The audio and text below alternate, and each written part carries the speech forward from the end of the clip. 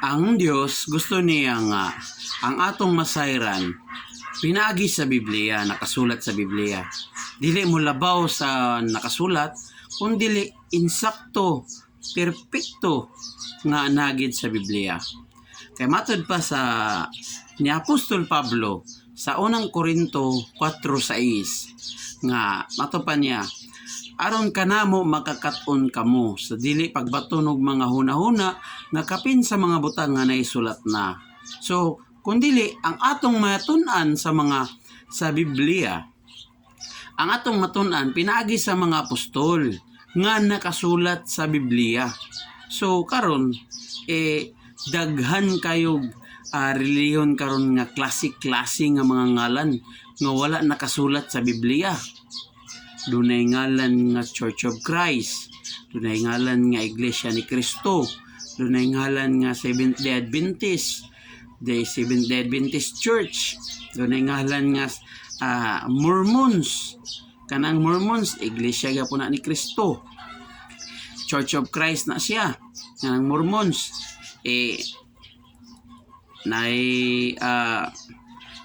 didagan kay mga klase-klase nga ngalan nga ginaimbento lang sa tao nga wala nakasulat sa Biblia. Ang gusto sa Dios nga ang atong matun-an, ang atong pagabuhaton nakasulat sa Biblia.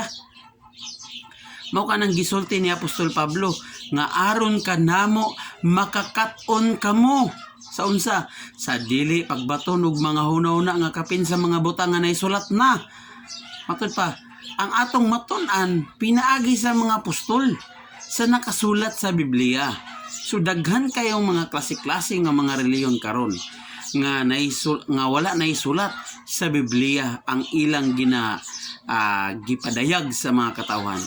Pero hatagan tamo mga igsoon, 11 ka bersikulo nga gibanggit sa mga apostol nga ang ngalan sa maong iglesia sa Dios.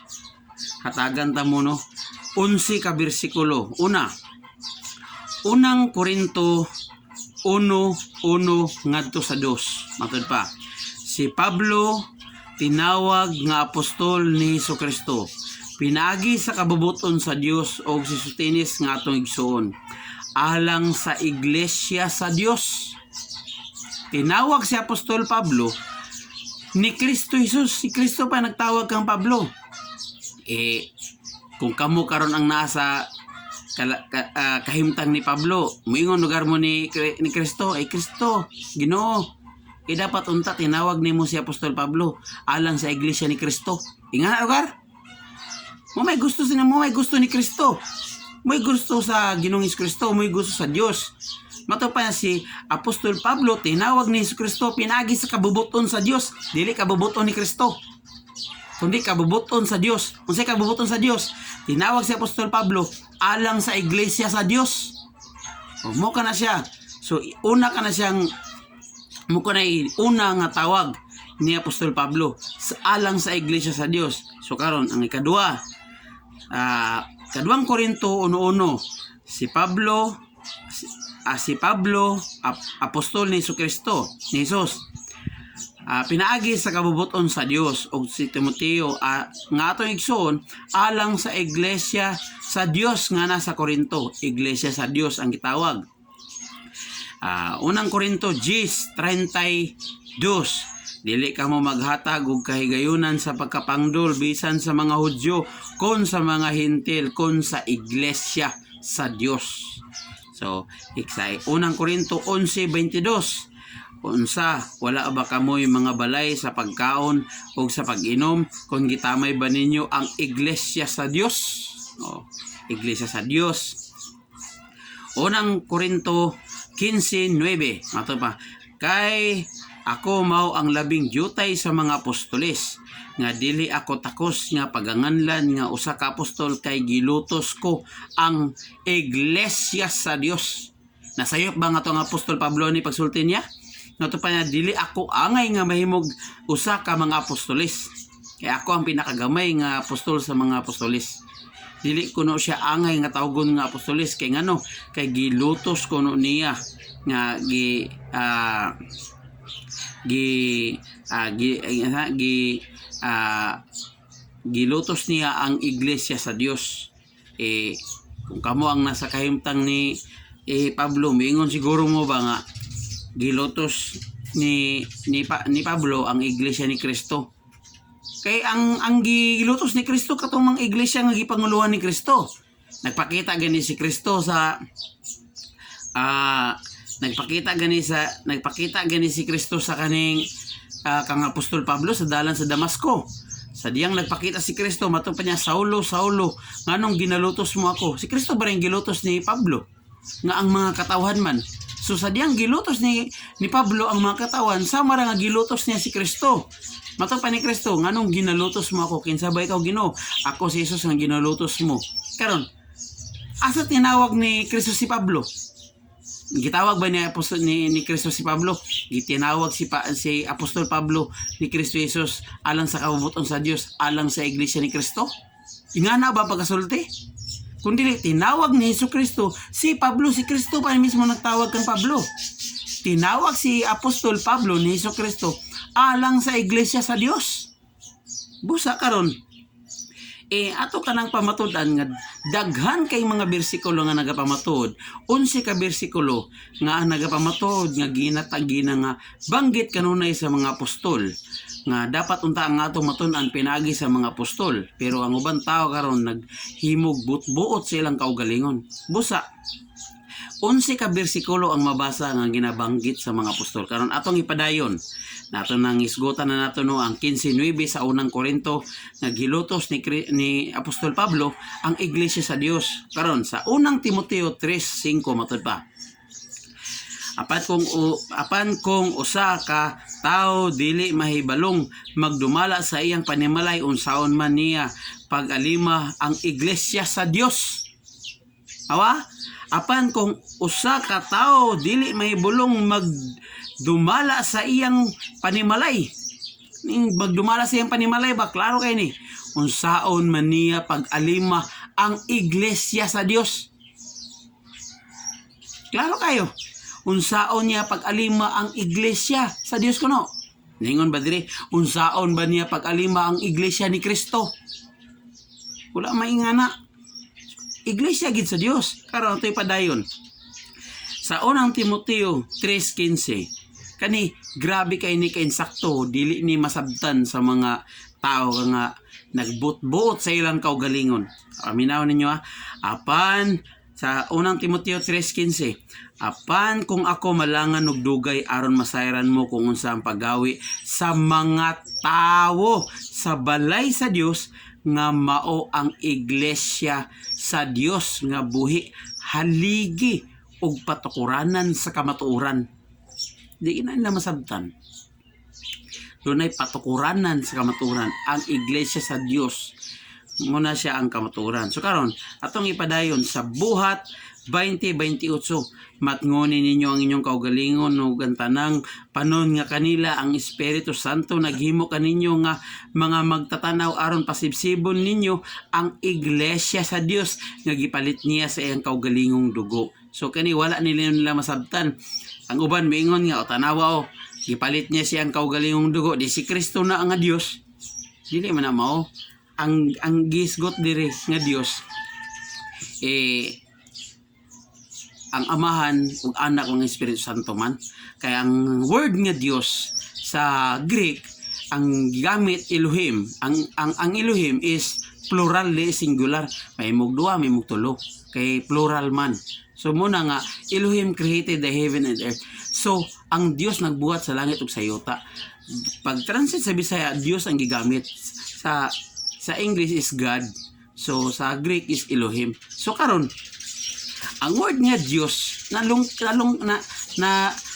bilong na diya ang Amahan ug Anak ug Espiritu Santo. Busa karon matupad sa buhat sa mga apostol nga matngonin ninyo ang inyong kaugalingon ug ang tanang panon nga kanila sa Espiritu Santo naghimo kaninyo nga mga magtatanaw aron pasibsibo ninyo ang iglesia sa Dios nga gipalit niya siyang kaugalingong dugo. Gipalit ni Kristo ang iglesia sa Dios sa iyang kaugalingong dugo.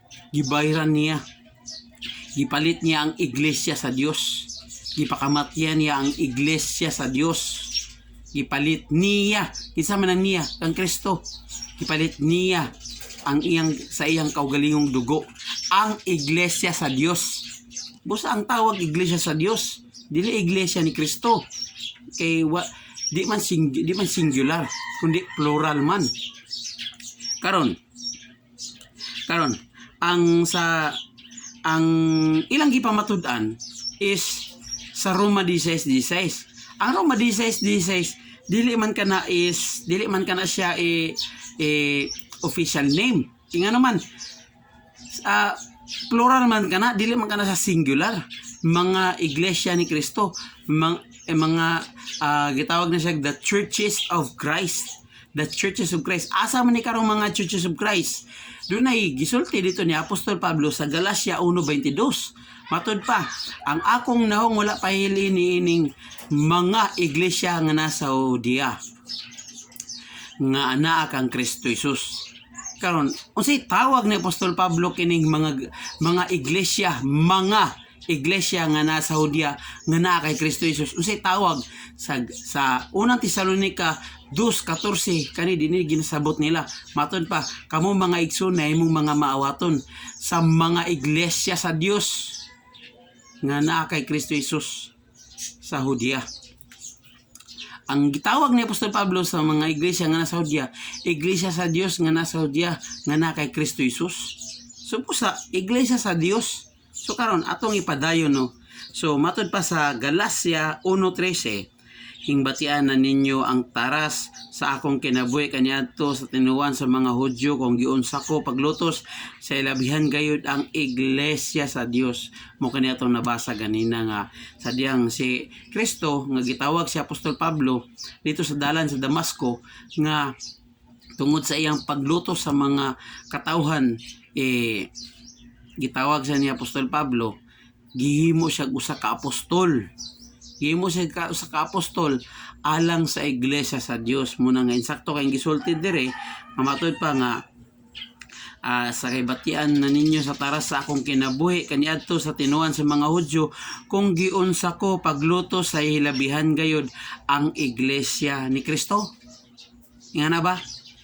Kung dili giunsa ko paglutos sa hilabihan gayud ang iglesia sa Dios o gilaglag ko kini. So, iglesia sa Dios.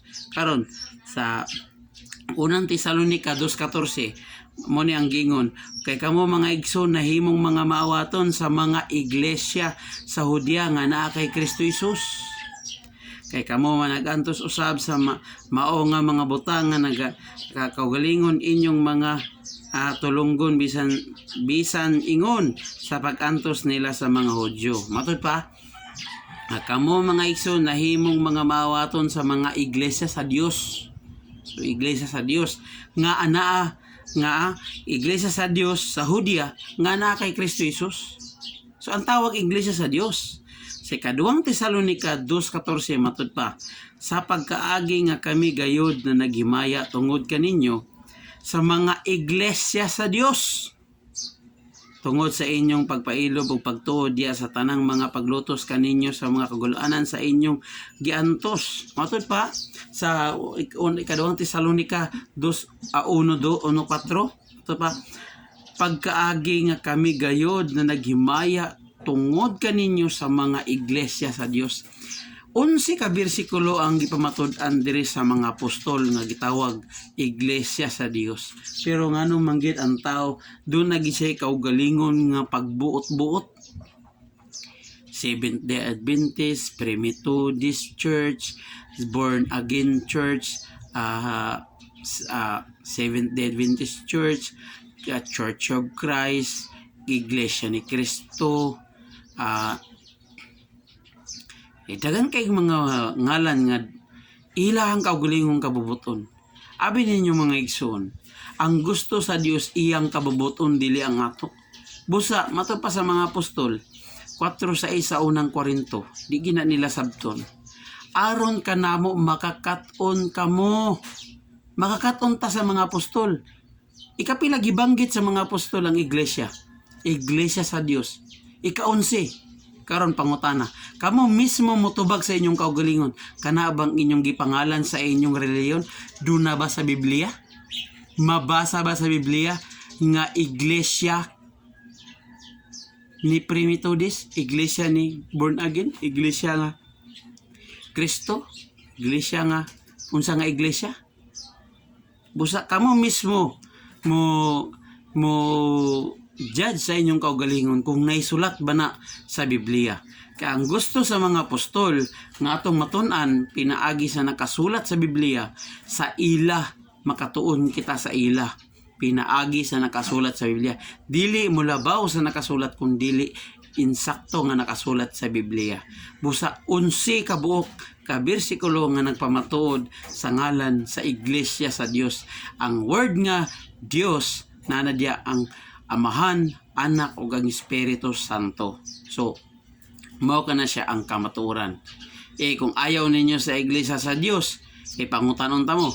Kinsa man ka nga iglesia? Mingon ka karon iglesia ko ni Kristo. Ay sa bagay ang iglesia ni Kristo ni Manalo di man mo to nga Dios. Usa dili gi sila sa Dios. Kay iglesia ra sila ni Kristo nga tao lang ilang Kristo nila. Tungod kay daghan king Kristo karong panahon na. Mabasa ka na, daghan king Kristo karong panahon na. So karon napoy Church of Christ nga nagtuo nga nay iglesia ni Kristo gyapon nga nagtuo nga Dios si Kristo. Pero kung pangutanon nimo nganong dili mo ayo, dili mo sa iglesia sa Dios. Tungod kay wala kuno iglesia ang Dios. No, daghan kay mabasa nga iglesia sa Dios. Pero ang ilang pagtuo wala kuno iglesia ang Dios, kundi iglesia ra kuno ni Kristo. So karon pangutana, so dili mo sa iglesia sa Dios, dili. Kay iglesia rami ni Kristo, Church of Christ rami. So para sa ila, ang ilang Kristo tao dili Dios. Di ba? Nay sayop sa tao. Dapat iglesia sa Dios.